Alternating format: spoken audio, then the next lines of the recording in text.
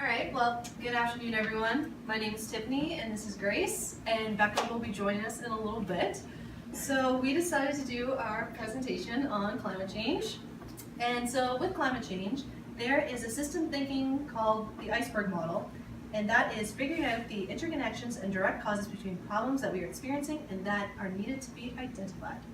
So there are 4 levels to the system thinking. Level 1, being aware that it's happening and reacting to obvious problems. Level 2, recognizing the patterns of behaviors for each problem and then seeing it as it is a recurring cycle. And then level 3, starting to make predictions on the problem, like what are the direct causes and what are the similarities. And level 4, define the system by the goals that you see, and that is a society, that's what we want out of this system. So now I'm going to pass it over to Grayce. Okay, next we have the structural drivers, and there are 3 principal ones. So economic growth, political growth, and fossilized energy. So economic growth includes industrialization, globalization, and technological advancements of production and commerce. Energy sources such as fossil fuel energy, coal, oil, and natural gas. It is measured by GDP, gross domestic production. Fossilized energy is external energy such as fossil fuel and the ways to utilize and extract that energy. Urbanization plays a role in the exertion of fossilized energy as well as the production of industrialized products and the shipping of those products.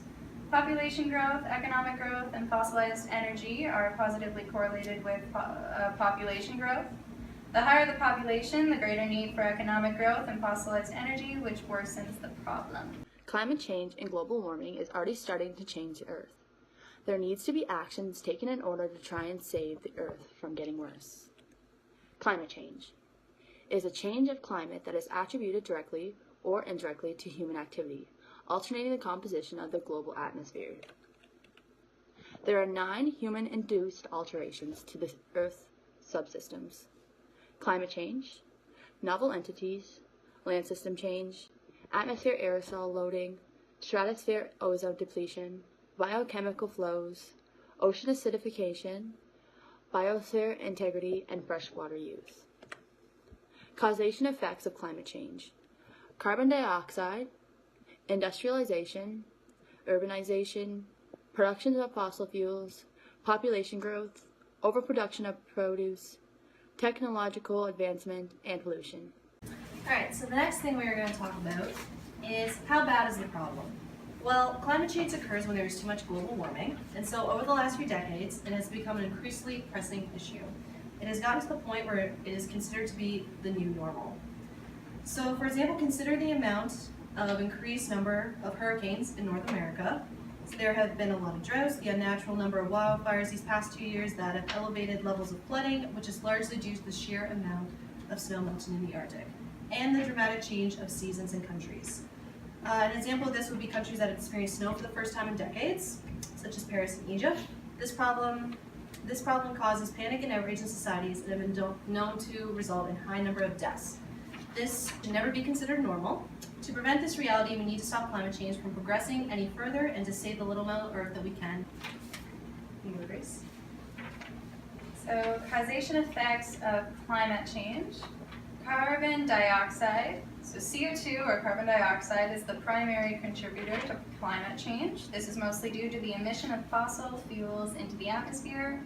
Industrialization. Industrialization increases greenhouse gas emissions and encourages pollution of all kinds. Air pollution concerning the gas emissions. Water pollution concerning the chemicals that are disposed into the sewer and main water lines, which then flows into the rivers and then to the oceans. Overproduction of produce. The overproduction of produce creates more waste than the earth can regenerate back into resources. It also contributes to energy waste as machines used in production do not usually depend on renewable energy. Urbanization and population growth. Urbanization and population growth encourage an increase in industrialization, energy and resource waste, and carbon dioxide emissions. This increase further affects climate change. Yes. Yes. Yes. Technological advancements. The majority of technological advancements release more harmful chemicals and gas emissions into the atmosphere. It also contributes to waste, as many old or out-of-style technology gets thrown away regardless of its condition. Production of fossil fuels. Fossil fuel emissions contribute largely to atmospheric pollution and the increase of greenhouse gases. It is at the point now where there are drastic effects on the environment. Those drastic effects were just mentioned by Tiffany. Pollution. Pollution destroys the sacred being that is the world. That is true. It degrades its ability to reproduce in terms of resources, waste, and ecosystems. This creates a fertility problem in the land. Pollution also makes life nearly impossible for organisms living in ecosystems that are affected by this problem. If it continues, life in those ecosystems will prove to be an impossibility, as the organisms do not have any resources, land, etc. Their entire being is compromised. How does your analysis of this crisis relate to the iceberg model of systems thinking? Well, as global populations rise, climate change becomes more dire. Since industrialization, there has been a drastic increase in climate change. Technology advances contribute to climate as well. Usually what is out of style gets thrown away for a better model. So for example, that would be like our iPods, iPhones, anything like that. So the chemical-based pollution is on the rise, so with chemical fertilizers are becoming a common solution for more and more bigger produce. The chemicals are usually washed into bodies of water, causing water pollution, or released into the atmosphere, causing air pollution. As the pollution becomes more urbanized, more fossil fuels are released due to society's view of more, bigger, better, faster now. Rather than creating less problems, this way of thinking is creating more. To address this ecological crisis, we need to take the necessary structural changes. Grayce? How do these causes relate to the structural drivers studied in Module 1? So political, government or people of power can influence how people see and deal with climate change, as they can deny the existence, as was the case for years, utilize legal maneuvers to prevent positive action, or downplay the situation by giving easy fixes, such as 10 ways to recycle, 10 ways to decrease climate change, 10 ways to do this, making sure that it's an easy fix, whereas it's actually an incredibly difficult problem.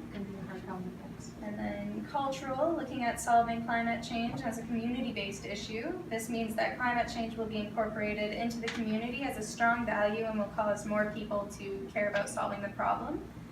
Economic, treating materials as commodity, so wastefully using cars, increasing atmospheric pollution, wasting energy by leaving lights on, using heating systems, or air conditioning all year round, etc. Wasting food, resources, overproduction of products, the societal value that more is better, and all this produces waste faster than the Earth can regenerate it back into resources, causing a massive carbon footprint, which in turn threatens the state of the planet.